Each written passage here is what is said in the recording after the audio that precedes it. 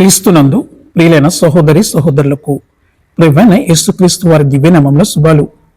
నూతన జీవిత అనుదిన దైవజ్ఞానంలో విమర్శలను ఎదుర్కోవడము. 1 సమూయేలు 16వ అధ్యాయము 7వ వచనము. అయితే యెహోవా సమూయేలుతో ఇలాగ సెలవిచ్చెను, అతని రూపమును అతని ఎత్తును లక్ష్య పెట్టుకొము. మనుష్యులు లక్ష్య పెట్టు వాటిని యెహోవా లక్ష్య పెట్టడు. నేను అతని త్రోసివేసి ఉన్నాను. మనుష్యులు పైరూపమును లక్ష్య పెట్టుదురు గాని యెహోవా హృదయమును లక్ష్య పెట్టును. ప్రజలు చూసే వాటిని ప్రభు చూడడు. ప్రజలు బాహ్య రూపాన్ని చూస్తారు, కానీ ప్రభువు హృదయాన్ని చూస్తాడు. దేవునికి గొప్పగా ఏదైనా చేయడానికి మీ విశ్వాసాన్ని విస్తరించినప్పుడు మీరు విమర్శలను ఎదుర్కోవలసి ఉంటుంది. మీరు ఏమి చేయనంత కాలము ఎవరూ మిమ్మల్ని విమర్శించరు. కానీ మీరు మీ కళపై పనిచేయడం ప్రారంభించి దేవుడు మీకు చెప్పినట్లు చేయడం ప్రారంభించిన క్షణంలో విమర్శకులు వస్తారు.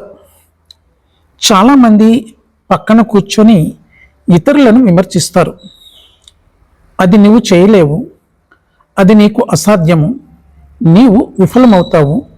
తర్వాత నీవు వాళ్ళు తప్పు అని నిరూపించడం మొదలుపెట్టినప్పుడు వాళ్ళు ఇలా అంటారు, సరే నువ్వు కొంతకాలం చేయగలవు, కానీ అది ఎక్కువ కాలము ఉండదు. ఆపై నువ్వు నిజంగా కలను సాకారం చేసుకున్నప్పుడు వాళ్ళు మొదటి ఇలా అంటారు, నీవు ఎప్పుడూ చేయగలవని నాకు తెలుసు, నేను నిన్ను నమ్ముతున్నాను అని చెప్పేవారు మనకు ఎదురవుతూ ఉంటారు. కాబట్టి వారి విమర్శల గురించి చింతించకూడదు, ముందుకు సాగిపోతూ ఉండాలి. మీరు విశ్వాసంతో గొప్ప పని చేయడానికి ప్రయత్నించినప్పుడు మీరు ఎల్లప్పుడూ విమర్శలకు గురవుతారు. మీరు మీపై నమ్మకం ఉంచుకోవాలి మరియు మీ సృష్టికర్త కూడా మిమ్మల్ని నమ్ముతున్నాడని తెలుసుకోవాలి.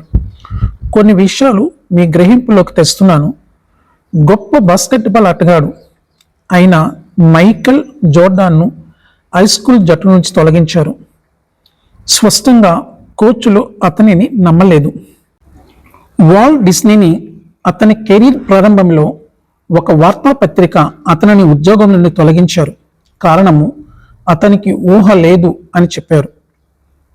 అన్ని కాలాలలోనూ అత్యంత ప్రసిద్ధి సినీ దర్శకులలో ఒకరైన స్టీవెన్ స్పీల్బర్గ్ను ఫిల్మ్ స్కూల్ నుంచి 3 సార్లు తిరస్కరించారు.